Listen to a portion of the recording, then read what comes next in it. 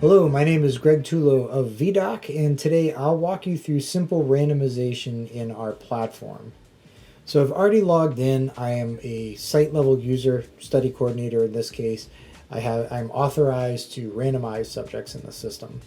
And we'll go ahead and say today is the day for this patient 25 to be randomized.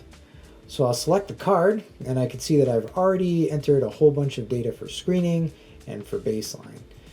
And I don't want to belabor data entry, so we'll just do one form very quickly just as a reminder. I'm entering some basic information in the system.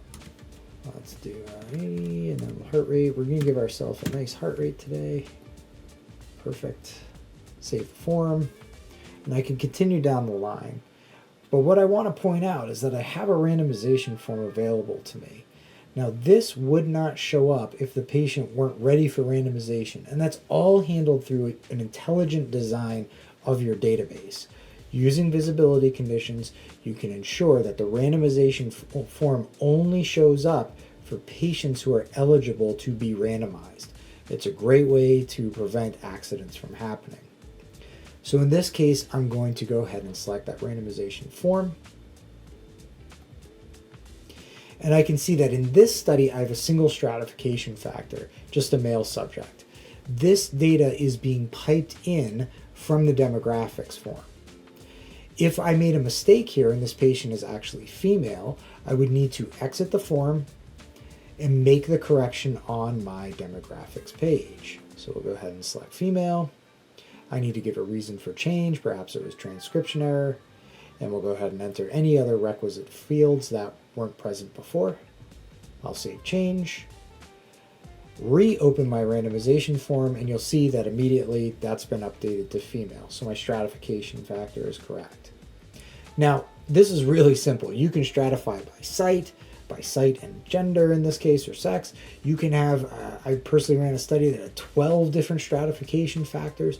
And the beauty of the Viedoc system is that as long as you enter the data that feeds into those stratification factors, you can show them here as confirmation, and then the system will use that to pull out the most appropriate randomization number and allocation.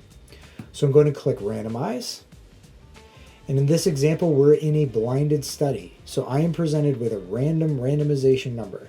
That's all I get. Now I know that this subject is randomized to this number. That means nothing to me. I have no idea which group they've been randomized to. I can close this.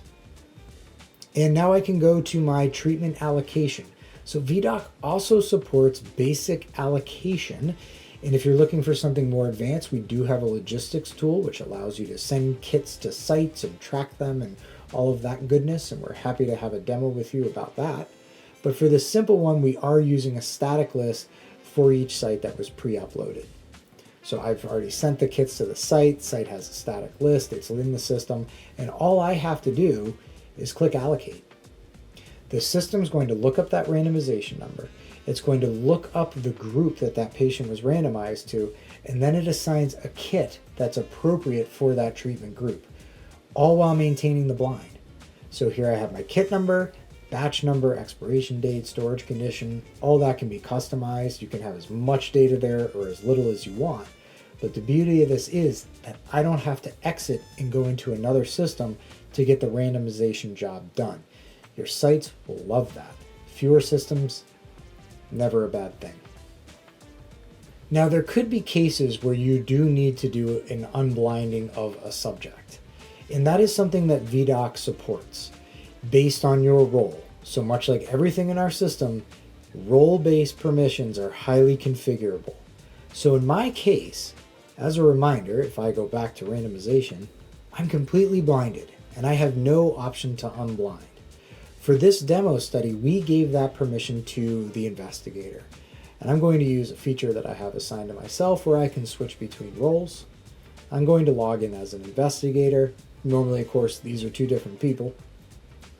And we'll go back to that randomization form. And you will see that I have another option available to me, which is to unblind the subject. This is something that you can use in an emergency, and you have to provide a reason, hopefully a little more robust than that. You do have to enter your password, and I am using a password manager to help me out, and I click submit. Now the system goes through and very quickly tells me which treatment group this patient was assigned to. So in this case, it's medication X rather than placebo. Now remember, those names are completely configurable. Maybe you have more than one treatment group or dosage or whatever the case might be. All of that's part of the system. So this patient is unblinded. Now when we unblind this way, it is important to note that that cat is out of the bag. The patient is unblinded for everyone in the study. You can't expect that secret to be kept.